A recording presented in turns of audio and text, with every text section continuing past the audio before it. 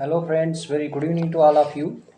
So my dear civil service aspirant, कल तक हमने डिस्कस किया था इंटर स्टेट रिलेशनशिप्स के बारे में and centre state relationships. So friends, आज हम डिस्कस करेंगे नए लेक्चर्स में एमरजेंसी प्रोविजंस के बारे में कि एमरजेंसी के प्रोविजन जो है क्या है और वो कैसे इम्पोज की जाती है और किन कंडीशंस एंड ग्राउंड्स पे एमरजेंसी को इम्पोज किया जाता है और कौन सी गवर्नमेंट उसको इम्पोज करती है, किस ग्राउंड के बेसिस के ऊपर. Friends, emergency provisions are contained in part 18th in the constitutions or from articles 352 to 360. emergency provisions constitutions के 18 पार्ट में है और आर्टिकल 352 से 360 तक हैं, यानी 352, 356 एंड 360. ये 3 आर्टिकल डील करते हैं एमरजेंसी प्रोविजंस के साथ. ये एमरजेंसी प्रोविजन जो है, during an emergency provision central government का जो रोल होता है, सेंट्रल गवर्नमेंट इसमें एम्पावर्ड हो जाती है, पावरफुल हो जाती है और states go into the control of the centre. It converts the federal structure into A unitary one without a formal amendment of the constitutions. जब एमरजेंसी इम्पोज्ड होती है पार्लियामेंट द्वारा, तो स्टेट का फुल कंट्रोल सेंटर के हाथ में चला जाता है और ये कन्वर्ट किया जाता है फेडरल स्ट्रक्चर को यूनिटरी वन में बगैर किसी formal amendment of the constitution के. इसी तरीके से दिस काइंड ऑफ ट्रांसफॉर्मेशन जो है of the physical system from federal during a unique feature of the Indian constitutions. Doctor B.R. Ambedkar, the architect of the Indian constitutions and chairman of the drafting committee, observe करते हैं इसको constituent assembly में कि all federal system including American are placed in a tight mould of federalism. On the other hand, we can say the Constitution of India can be both unitary as well as federal according to the requirements of time and circumstances.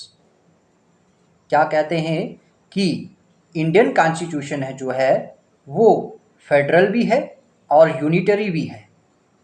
दोनों unitary and federal दोनों हैं, लेकिन according to the requirements of time and the circumstances. जब unitary form आती है तो हम उसको यूनिटरी फॉर्मेशंस की बात करते हैं, जब फेडरल फॉर्म आता है हम फेडरल फॉर्म की ही बात करते हैं. ये कॉन्स्टिट्यूट करता है, ये कॉन्स्टिट्यूशन जो है ये स्टिपुलेट करता है 3 टाइप्स ऑफ इमरजेंसीज को. वो कौन सी हैं? First, national emergency. Second, president rule. And third, financial emergency. तीनों इमरजेंसी अलग अलग आर्टिकल के साथ डील करती हैं.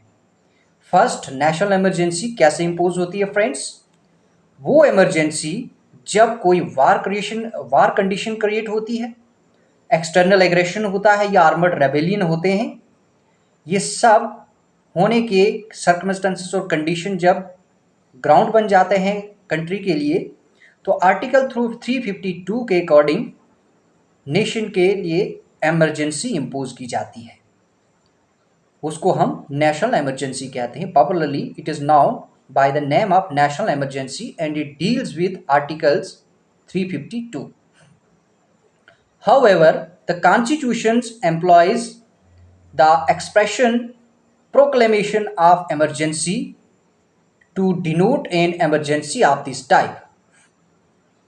Second emergency होती है president rule, जो किसी all over areas of the country में नहीं लगता है, particularly उस पर्टिकुलर स्टेट में लगता है जहाँ पर लाइन ऑर्डर या डेमोक्रेसी वायलेशन में आ जाती है, डेमोक्रेटिक सिस्टम वायलेट होता है.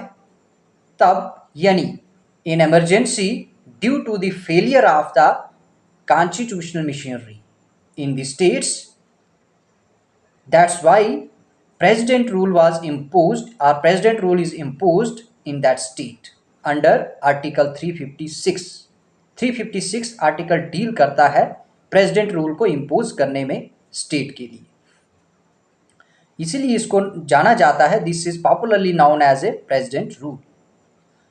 इसका मतलब ये होता है it is also known by two other name, दो और भी नेम से इसको हम जानते हैं, या तो इसको स्टेट इमरजेंसी भी कहते हैं या इसको कॉन्स्टिट्यूशनल इमरजेंसी भी कहते हैं।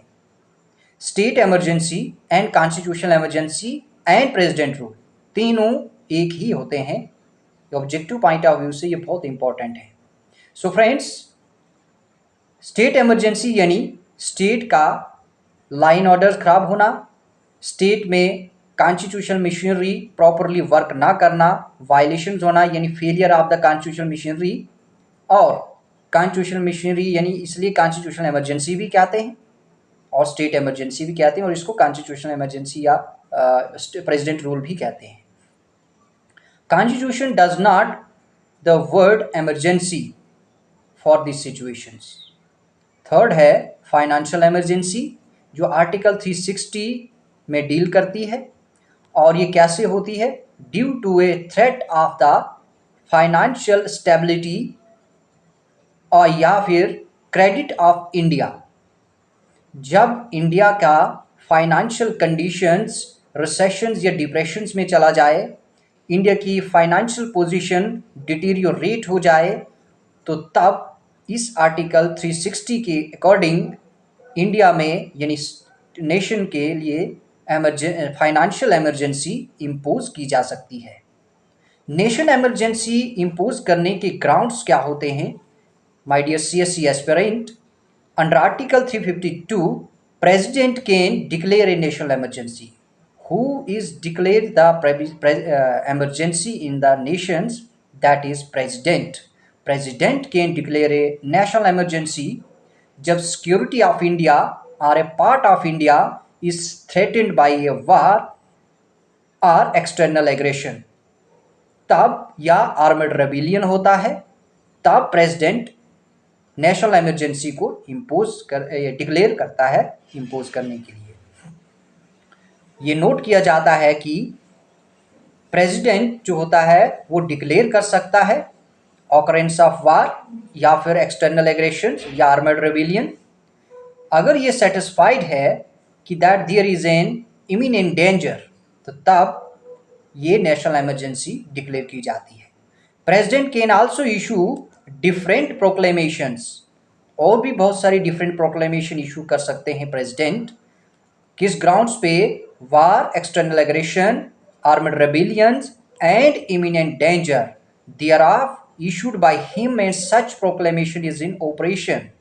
ये प्रोविजंस ऐड किया गया था 38th अमेंडमेंट एक्ट में 1975 में, यानी कोई भी ऐसा प्रोक्लेमेशन जब लगाया जाता है, यानी इम्यूनिटी डेंजर, आर्मड रेबिलियन, या फिर कोई भी proclamation already issued by him या सच प्रोक्लेमेशन आज इज इन ऑपरेशन में होता है, या ऐसे सिचुएशन, ऐसे पॉइंट्स अमेंडमेंट में लाए थे। 38th अमेंडमेंट हुआ था 1975 में, ये 38th अमेंडमेंट एक्ट माना जाता है। जब नेशनल इमरजेंसी डिक्लेयर की जाती है grounds of war, external aggression के ग्राउंड्स पे, ये जाना जाता है कि नेशनल एक्सटर्नल इमरजेंसी यानी ऑन द अदर हैंड अगर हम कहें कि when it is declared on the ground of armed rebellion it is known an internal emergency. जब नेशनल इमरजेंसी डिक्लेयर होती है तो तब हम इसको एक्सटर्नल एग्रेशन या वार के ग्राउंड्स पर डिक्लेयर करते हैं और हम इसको नेशनल इमरजेंसी कहते हैं। जब इंटरनल डिस्टर्बेंस होती है, इंटरनल यानी आर्मड रेबिलियन होती है, आर्मड फोर्सेस इनडिसिप्लिन होती हैं, रेबिलियन में आ जाते हैं, रिवोल्ट करते हैं, एंटी गवर्नमेंट, एंटी नेशंस, तब हम इसको इंटरनल इमरजेंसी कहते हैं। Proclamation of national emergency may be applicable to the entire country। National emergency entire country में एप्लीकेबल होती है या फिर only a part of it. 42nd amendment act 1976 में एनेबल्ड करता है प्रेसिडेंट को कि to limit the operations of a nation emergency to a specified part of India. Originally constitution mention करता है इंटरनल डिस्टर्बेंस को as the third ground for the proclamation of for a national emergency, but expression क्या होते थे, क्या होने चाहिए थे, was too vague and had a wider connotation. 44th amendment act इसलिए 1978 में सब्सटीट्यूट किया गया इस वर्ड को आर्मड रेबेलियन को। Armed rebellion 44th amendment act 1978 में जब कॉन्स्टिट्यूशन में लाया गया तो उसमें आर्मड रेबेलियन वर्ड को सब्सटीट्यूट किया गया। एंड हुआ क्या कि आर्मड रेबेलियन जब होता है तब हम इसको इंटरनल डिस्टर्बेंस कहेंगे। ये अमेंडमेंट एक्ट 1978 में 44th अमेंडमेंट एक्ट हुआ था और इस आर्मड रेबेलियन को तब सब्सटीट्यूट किया गया था। National emergency on the ground of internal disturbance पर जो लगाई जाती है एज वाज डन इन 1975 में जो प्राइम मिनिस्टर इंदिरा गांधी ने लगाई थी वो सिर्फ इंटरनल डिस्टर्बेंस पे लगाई थी, ना कि external aggression and due to the conditions of war पे लगाई थी। गवर्नमेंट हेडेड बाय उस time prime minister miss Indira Gandhi थी और president however can proclaim a national emergency only after receiving a written recommendation from the cabinet. In fact, president proclamation of emergency impose करने का declaration तो करते हैं, कर सकते हैं, ये पावर है उनके पास, लेकिन खुद से नहीं, जब तक कैबिनेट से यानी प्राइम मिनिस्टर की जो कैबिनेट है वहां से रिटन में रिकमेंडेशन उनसे रिसीव ना हो प्रेसिडेंट को, तब तक वो declaration of emergency national emergency नहीं कर सकते, वो उसको इम्पोज नहीं कर सकते। इसका मतलब ये हुआ कि emergency can be declared only on the concurrence of cabinet, not merely on the advice of the prime minister. इसका मतलब ये हुआ कि जो नेशनल इमरजेंसी इम्पोज की जाती है वो सिर्फ जो है अकेले प्राइम मिनिस्टर की एडवाइस पर नहीं, इंक्लूडिंग जो कैबिनेट है उनकी रिटन ऑर्डर्स, उनकी सहमति, उनकी कंसेंट से ये रिटन में सेंड किया जाता है प्रेसिडेंट ऑफ इंडिया को, और तब ये नेशनल इमरजेंसी डिक्लेयर की जा सकती है। 44th अमेंडमेंट एक्ट में जब 1978 में 44th अमेंडमेंट एक्ट हुआ कॉन्स्टिट्यूशन का, तो उसमें ये इंट्रोड्यूस किया गया था कि this safeguard to eliminate any possibility of the prime minister alone taking a decision in this regard.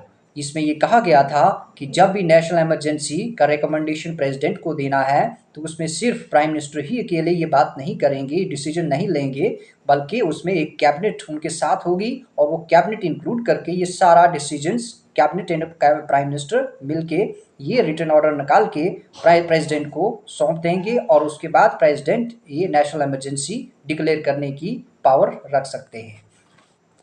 38th amendment act 1975 में मेड ए डिक्लेरेशन ऐसा हुआ था कि नेशनल इमरजेंसी इम्यून किया गया था फ्रॉम ए जुडिशियल रिव्यू। और क्या हुआ, but this provision was subsequently deleted by the 44th amendment act 1978।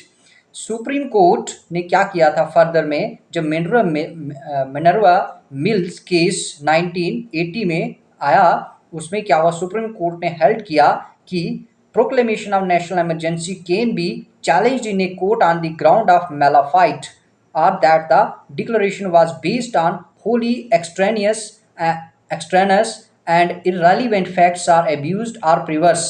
कि ये सुप्रीम कोर्ट ने ये मिनरल केल में 1980 में ये क्या हेल्ड किया था कि कोई भी जब प्रोक्लेमेशन ऑफ नेशनल इमरजेंसी की जाती है तो उसमें ये इमरजेंसी जब किसी ग्राउंड पे ना हो, कोई ग्राउंड कोई काज ना हो रहा हो, तो ये डिक्लेरेशंस मलाफाइड मानी जाती है। ये सुप्रीम कोर्ट ने 1980 में मिनर्वा मिल्स केस में ये जजमेंट दी थी। पार्लियामेंट्री अप्रूवल एंड ड्यूरेशंस क्या होती हैं इसमें कि प्रोक्लेमेशन ऑफ इमरजेंसी जब होती है ये must be approved by both the houses of parliament within 1 month from the date of the issue. Originally ये पीरियड होता है, अलाउ किया जाता है अप्रूवल करने के लिए पार्लियामेंट द्वारा वाज 2 मंथ, यानी इसके 2 मंथ होते हैं, और बट वाज रिड्यूस्ड बाय, ये कम किया गया 44th अमेंडमेंट एक्ट 1978 में। और however if the proclamation of emergency is issued at a time when Lok Sabha has been dissolved और dissolution of the Lok Sabha take place during the period of 1 month without approving the proclamations. Then क्या हुआ, तब क्या होता है, proclamation survive करता until 30 days तक, from the first sitting of the Lok Sabha has in the meantime approved it। जब लोकसभा आती है तो 30 दिन तक ये सर्वाइव करता है और इसके बाद ये अप्रूव किया जाता है by both the houses of parliament कि इमरजेंसी कंटिन्यू करनी है फॉर 6 मंथ या नहीं, and can be extended to an indefinite period with an approval of the parliament for every 6 months. हर 6 महीने के बाद एक एक्सटेंशन पार्लियामेंट द्वारा ही ली जाती है। और ये प्रोविजन पीरियडिकल पार्लियामेंट्री अप्रूवल जो है ये ऐड किए गए थे 44th अमेंडमेंट एक्ट में 1978 में। इससे पहले emergency once approved by the parliament could remain in operation as long as executive decide. जब तक एग्जीक्यूटिव की डिसाइड होती थी इससे पहले तब तक ये इमरजेंसी लगी रहती थी, यानी कैबिनेट जिसको हम कहते हैं एग्जीक्यूटिव को। इसी तरीके से जब डिसोल्यूशन ऑफ लोकसभा हो जाता है अगर, तो it takes place during the period of 6 months without approving the further continuance of emergency, then the proclamation survives until 30 days from the first sitting of the Lok Sabha after its reconstitution, provided the Rajya Sabha has in the meantime approved its continuations। So friends, now the third is revocation of proclamations। अगर proclamation of emergency जब की जाती है, proclaim किया जाता है, तो उसको revoke कैसे किया जाता है। proclamation of emergency can be revoked by the president, लेकिन कब? at the time of by a subsequent proclamations। such a proclamation does not require the parliamentary approval।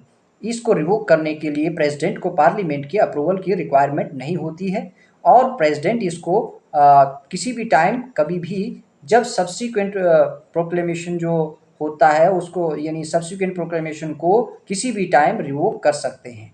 Further president must revoke A proclamation अगर Lok Sabha passes ए resolution. जब अगर लोकसभा अगर resolution भी पास करता है तो भी प्रेसिडेंट के पास भेजा जाता है, तो ये रिवोक करना पड़ता है प्रेसिडेंट को। resolution disapproving its continuation, again this safeguard was introduced। ये safeguard कब introduced किया गया था? 44th अमेंडमेंट एक्ट 1978 में, और इस अमेंडमेंट से पहले proclamation could be revoked by the president on his own। इससे पहले जब प्रेसिडेंट ये रिवोक करना होता था तब president without taking the resolution और कंसेंट या अप्रूवल बाय द लोकसभा खुद से ही करते थे। लेकिन 44th अमेंडमेंट एक्ट 1978 में हुआ और इसमें ये एम्पावर किया गया लोकसभा को कि जब भी प्रोक्लेमेशन इमरजेंसी को रिवोक करना होगा सबसे पहले लोकसभा ही रिजोल्यूशन पास करेगा, और रिजोल्यूशन पास करने के बाद प्रेसिडेंट को सौंप दिया जाएगा और प्रेसिडेंट इसको तब रिवोक करेंगे, और उससे पहले लोकसभा का इस पर कोई कंट्रोल नहीं होता था। 44th अमेंडमेंट एक्ट 1978 के बाद लोकसभा को ये एम्पावर किया गया।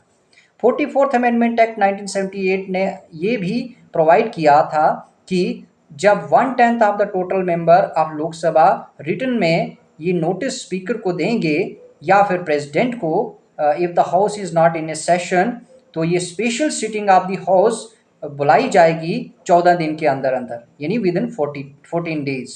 फॉर द किस पर्पज के लिए? कि continuation of a proclamation or not.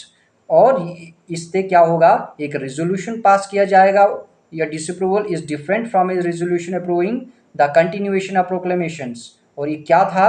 First one is required to be passed by Lok Sabha only, while the second one needs to be passed by both the houses of parliaments। Second, the first one is to be adopted by a simple majority only, while the second one needs to be adopted by a special majority। पहले तो इसको simple majority से adopt किया जाता है, और फिर उसके बाद इसको सेकंड नीड्स क्या होती है? इसको स्पेशल मेजॉरिटी से अडॉप्टेड करना।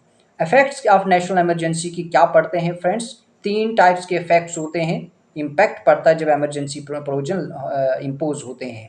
सेंटर स्टेट रिलेशन पर इम्पैक्ट पड़ता है, effect on the centre state relations, effect on the life of Lok Sabha and the state legislative assembly. Third, effects on the fundamental rights. अब ये डिटेल्स में हम बताते हैं कि effects on the centre state relations में क्या होता है। एग्जीक्यूटिव की जो पावर होती है नेशनल इमरजेंसी के दौरान, वो कंप्लीट सेंटर के पास चली जाती है, शिफ्ट हो जाती है, और सेंटर डायरेक्ट कंट्रोल करता है स्टेट के ऊपर। तमाम एग्जीक्यूटिव पावर कंट्रोल में आ जाती हैं सेंट्रल गवर्नमेंट के पास, और नॉर्मल टाइम में centre can give executive direction to the state only on certain specified grounds. इसी तरीके से during a national emergency centre जो है पूरे तरीके से पावरफुल हो जाता है एग्जीक्यूटिव को डायरेक्शन देने में स्टेट के अंदर उन मैटर्स पे जो मैटर स्टेट सब्जेक्ट में एन्यूमरेटेड हैं, उन पर भी सेंट्रल गवर्नमेंट ही कंट्रोल और डायरेक्शन देती है। ये complete control of the centre होता है और दो दे आर नॉट सस्पेंडेड, ये सस्पेंड भी नहीं होते हैं। और लेजिस्लेटिव में क्या होता है, नेशनल इमरजेंसी के दौरान parliament becomes empowered to make laws. National emergency के दौरान लेजिस्लेचर्स में पार्लियामेंट एम्पावर हो जाता है लॉ मेक करने के लिए, यानी उन सब्जेक्ट के ऊपर जो मेंशन है स्टेट सब्जेक्ट में जो मेंशन है वो एन्यूमरेटेड है, उनमें भी कानून सेंट्रल गवर्नमेंट ही बनाती है। और all legislative power of a state legislator जो है वो सस्पेंड की जाती है और it becomes subject to the overriding power of the parliament. इसी तरह नॉर्मल जो है distribution of the legislative power जो होती हैं बिटवीन सेंटर एंड स्टेट के, वो भी सस्पेंड हो जाती हैं। और स्टेट लेजिस्लेटर सस्पेंड नहीं होता है, पावर सस्पेंड की जाती है स्टेट लेजिस्लेचर की, स्टेट लेजिस्लेचर सस्पेंड नहीं किया जाता है। उसका control and functions and directions ये सब सेंट्रल गवर्नमेंट अपने हाथ में ले लेती है। और in brief constitution becomes unitary rather than federal. इस कंडीशंस में कॉन्स्टिट्यूशन फेडरल के बजाय जो है यूनिटरी हो जाता है। लॉ मेड किया जाता है पार्लियामेंट द्वारा स्टेट सब्जेक्ट्स के ऊपर नेशनल इमरजेंसी के दौरान।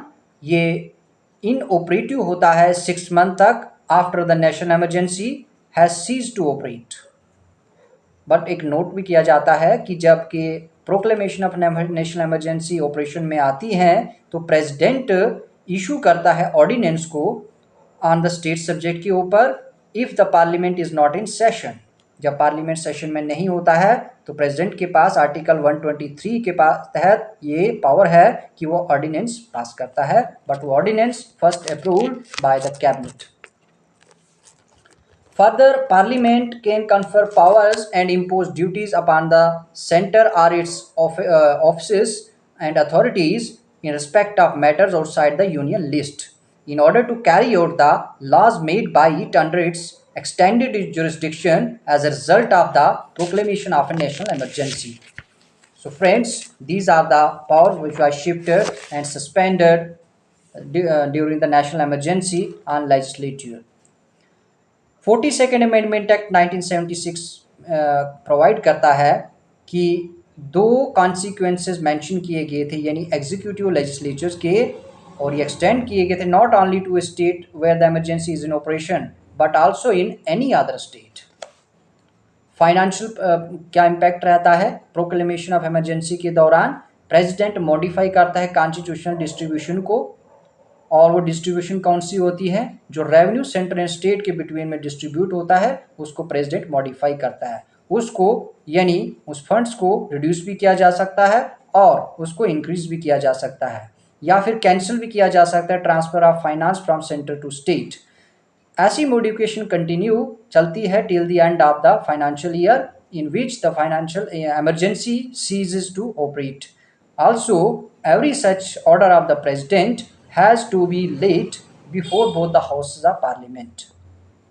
Effect on the life of the Lok Sabha and State Assembly पर क्या रहता है कि जब प्रोक्लेमेशन ऑफ नेशनल इमरजेंसी होती है और वो ऑपरेशन में आती है तो लाइफ ऑफ द लोकसभा में भी एक्सटेंडेड की जाती है, यानी जो टाइम पीरियड है लोकसभा का वो एक्सटेंड किया जाता है।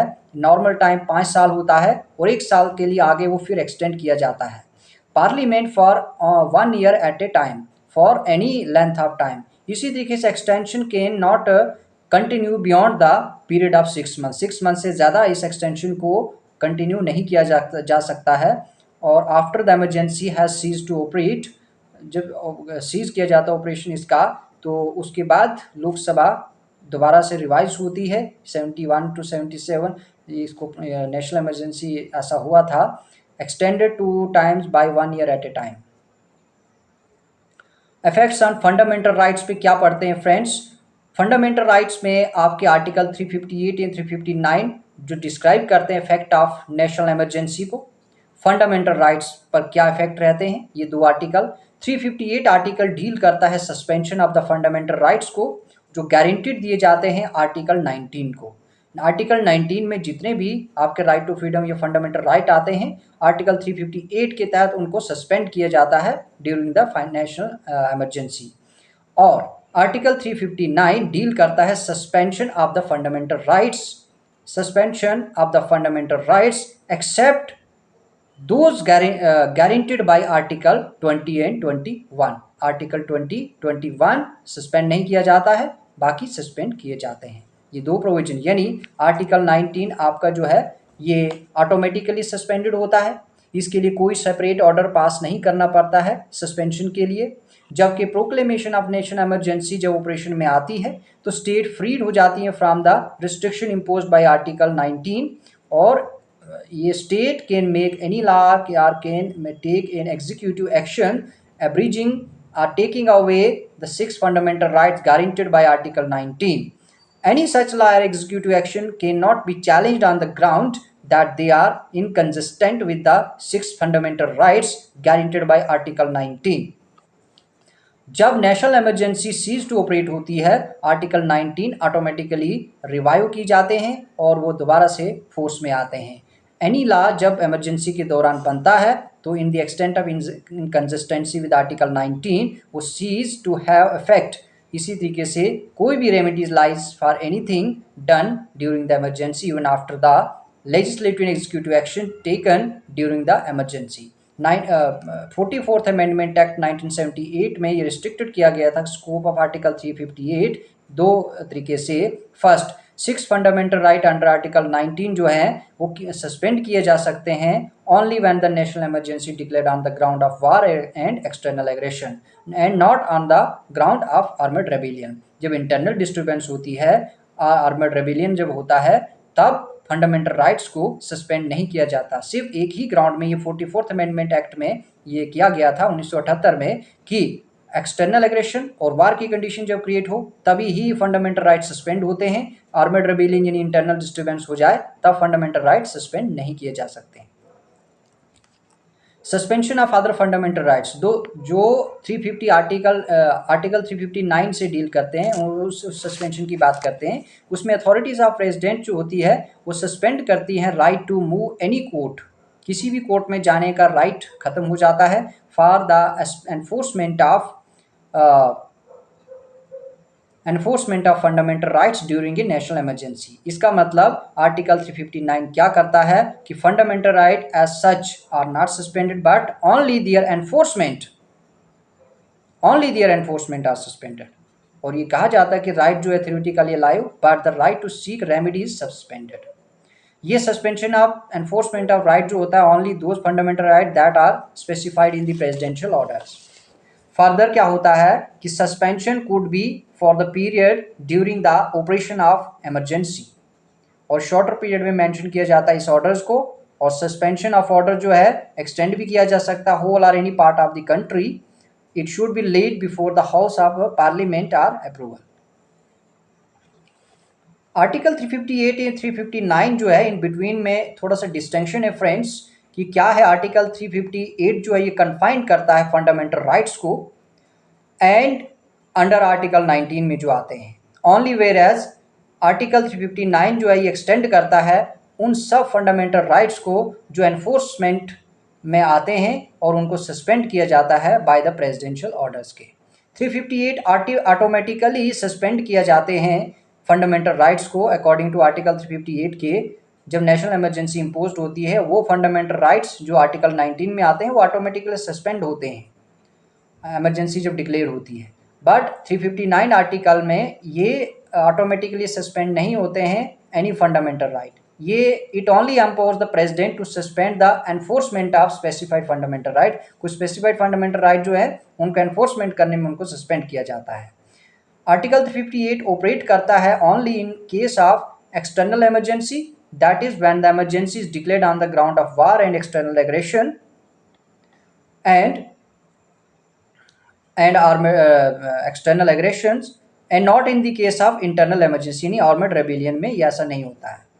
emergency declare आर्टिकल 359 में क्या होता है friends, in case of both external emergency as well as internal emergency होती है तो आर्टिकल 358 क्या करता है? सस्पेंड करता है fundamental rights under article 19 for the entire duration of emergency, while article 359 suspend करता है एनफोर्समेंट ऑफ फंडामेंटल राइट्स को for a period specified by the president. ये प्रेसिडेंट ही स्पेसिफाई करता है। While which may either be the entire duration of a emergency or a shorter period। 358 article extend करता है entire country को, where as article 359 extend कर सकता है entire country या पार्ट ऑफ इट। 358 सस्पेंड करता है आर्टिकल 19 में कंप्लीटली जो फंडामेंटल राइट्स आते हैं, जबकि article 359 does not empower the suspension of fundamental enforcement of article 20 and 21। Article 358 enables करता है स्टेट को लॉ मेक करने में या take any executive action inconsistent with fundamental rights during article under article 19, जबकि आर्टिकल 359 एनेबल्स करता है state को कानून बनाने में या take any executive action inconsistent with those fundamental rights whose enforcement is suspended by the presidential orders. Now these are the emergency provisions and how the fundamental rights are suspended during the national emergency proclamations, and what are the impact and effect of these emergency on the center state financials and other relations. So the lecture is our friends, so I request to all of you, my dear CSC aspirant, including other competitive examination preparing aspirant, please share, like and subscribe the channels. So meet with you on next lecture tomorrow. So till the tomorrow, wait for us. Thank you so much and Jai Hind.